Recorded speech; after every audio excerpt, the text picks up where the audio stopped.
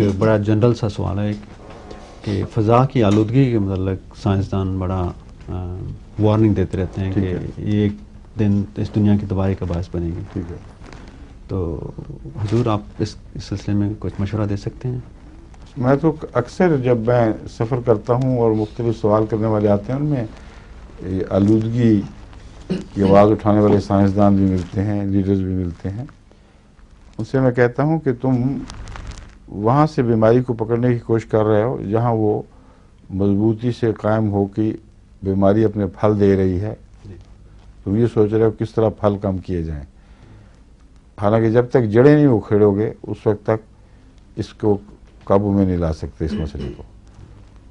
یہ ایسا مسئلہ گہرا ہے کہ اس کی جڑیں اکھیڑنی ضروری ہیں، اور جڑیں بگڑے ہوئے انسانی معاشرے میں ہیں اور اس کی طلب میں ہیں جو مصنوعی طور پر ان کے نظام نے خود پیدا کر دی ہے.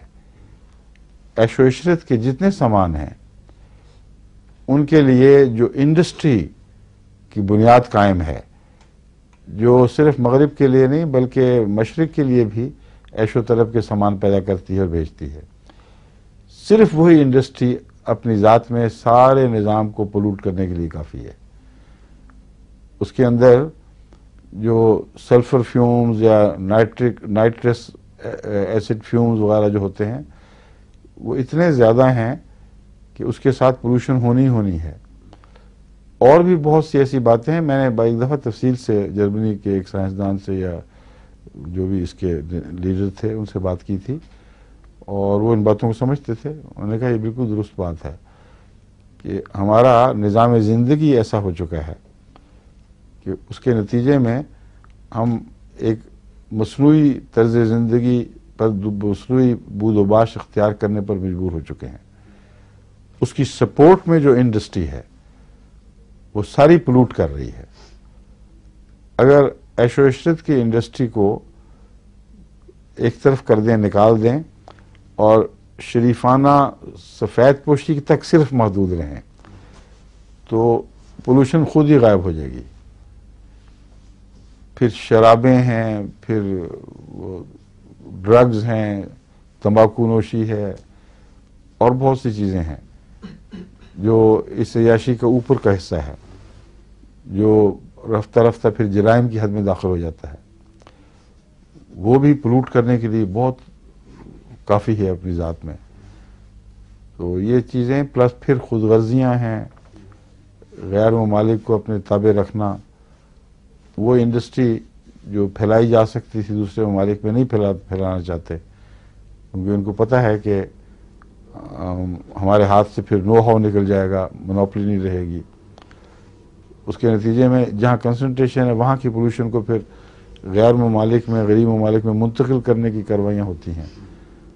تو آخری صورت میں موریلٹی رہ جاتی ہے. بات انسان کا جو اخلاقی معیار ہے اور انسانیت کے لیے حص ہے اس کو بیدار کیے بغیر یہ مسائل محض سیاسی سطح پر یا علمی سطح پر حل نہیں ہو سکتے.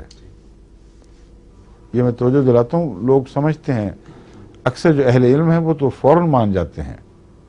ابھی تھوڑی سی بات کرتے ہوں تو ان کو بات سمجھ آ جاتی ہے، کہتے ہیں بالکل ٹھیک ہے، ہمیں پتہ لگ گیا ہے، آپ درست کر رہے ہیں مگر یہ حل نہیں ہے کیونکہ مانے گا کوئی نہیں.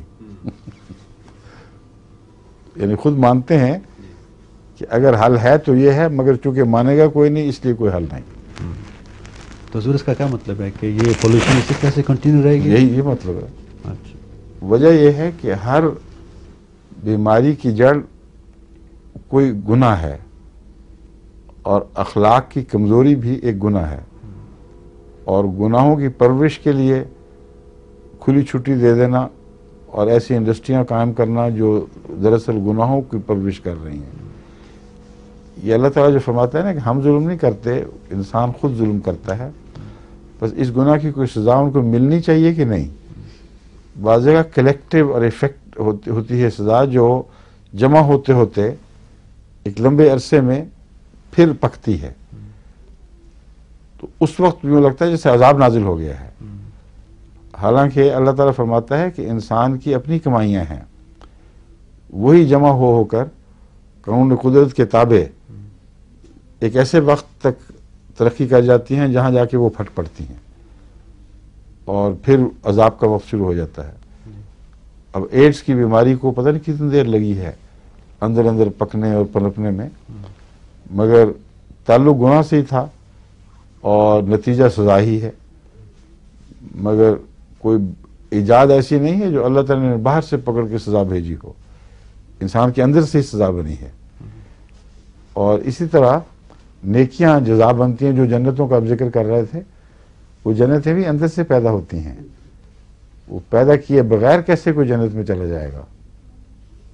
اگر جنتان ہے اور ایک جنت یہاں دیکھنی ہے تو اس جنت کے لیے وہ کوشش کرنی چاہیے جس کے نتیجے میں طبی طور پر، قدرتی نتائج کے طور پر ایک جنت پیدا ہونی شروع ہو جاتی ہے. انسان اسے دیکھ لیتا ہے، یقین کر لیتا ہے، امید کرتا ہے کہ جیسے اس دنیا میں خدا نے مجھے جنت دی تھی، آئندہ بھی یہی توقع ہے.